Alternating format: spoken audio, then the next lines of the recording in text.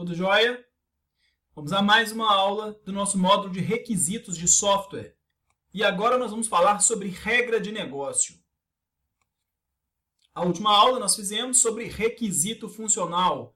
Vamos falar agora sobre regra de negócio e a próxima aula vai ser sobre o terceiro tipo de requisito, que é o requisito não funcional. Vamos ao conceito do que é uma regra de negócio.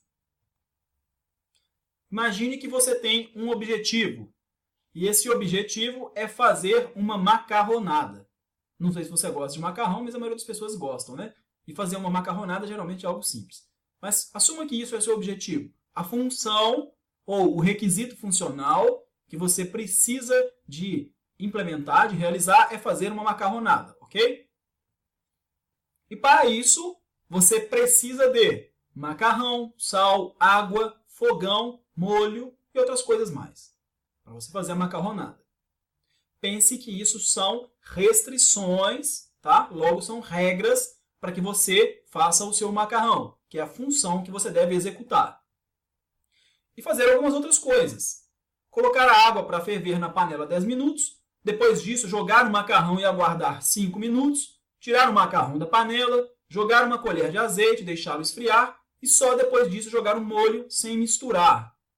São regras para se fazer um macarrão. Eu não sou expert, tá? Mas é uma fórmula que eu uso que geralmente dá certo. Mas aqui nós temos um conjunto de restrições para se fazer o macarrão, para executar a função macarrão. São regras, tá certo? Se nosso negócio é fazer macarrão, nós temos regras de negócio que estão aí para que a gente possa realizar a nossa macarronada. Regras de negócio são restrições para o negócio acontecer.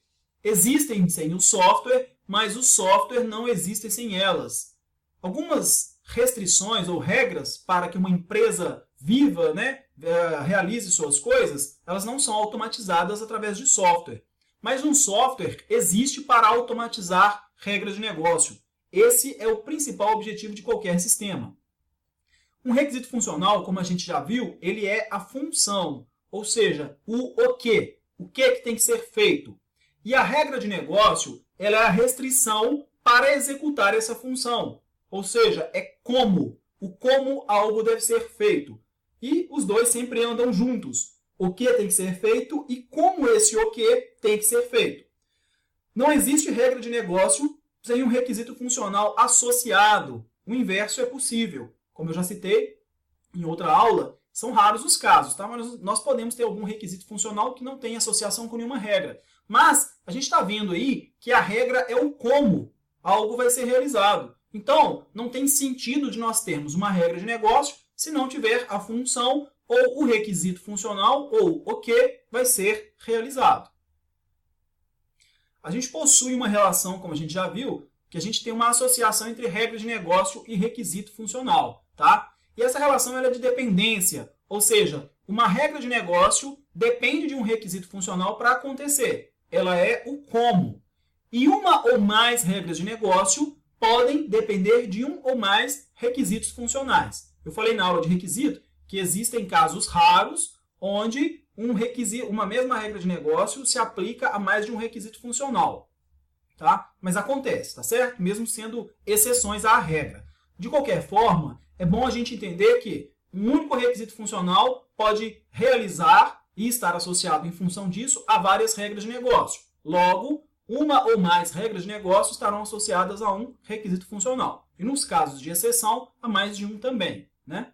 Por exemplo, tá? Só para entender. Imagina que você tem uma regra para critério de obtenção de CEP através dos correios. E você tem 3 funcionalidades que fazem cadastro de coisas diferentes. Nessas 3 funcionalidades, você vai ter amarrado a ela o requisito funcional que vai fazer a checagem do CEP através dos correios. E para fazer essa checagem, você pode ter uma série de regrinhas, de critérios para fazê-lo. E aí você teria uma regra de negócio amarrada a mais de um requisito funcional, que estaria também amarrado a mais de uma funcionalidade. Mas isso costuma ser exceção, tá certo? Palavras comuns em regras de negócio. Quando nós falamos em requisitos funcionais, nós falamos do verbo, né, da ação. Quando a gente fala do como e não do o que, a gente usa ou a gente sempre percebe isso através do uso de condições. Porque quando a gente tem condição, a gente tem tomada de decisão. E essa tomada de decisão acontece em função de fatores lógicos, critérios e etc. E aí a gente percebe que aquilo trata-se de regra de negócio, porque são restrições. É mais ou menos assim, se condição A, eu faço de um jeito. Se condição B, eu faço de outro. Como a coisa acontece. E aí a gente está falando de regras de negócio. As palavras mais comuns são essas que a gente tem aí no quadro. Por exemplo, se, quando, como, sempre, após, antes, selecionar e várias outras.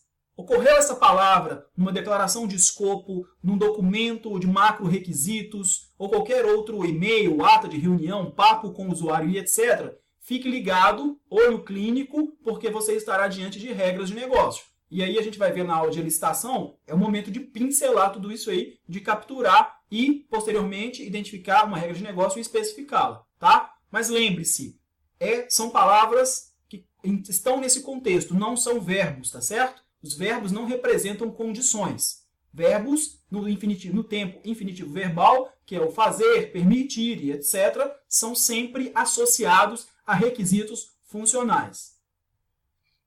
Aqui a gente tem um contexto, né, que a gente pode observar o comportamento de uma visão geral sobre um requisito funcional, uma regra de negócio atrelada a ele e o que seria o escopo dessa regra de negócio.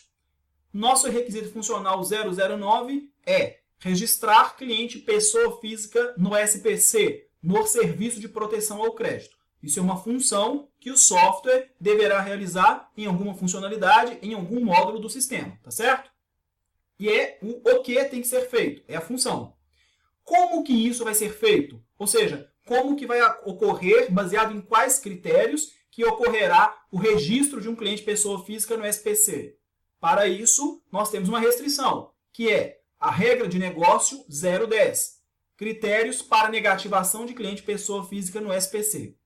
E no corpo dessa regra, a gente tem toda a descrição de como que essa função vai se comportar quando houver o registro do cliente no SPC, do cliente pessoa física.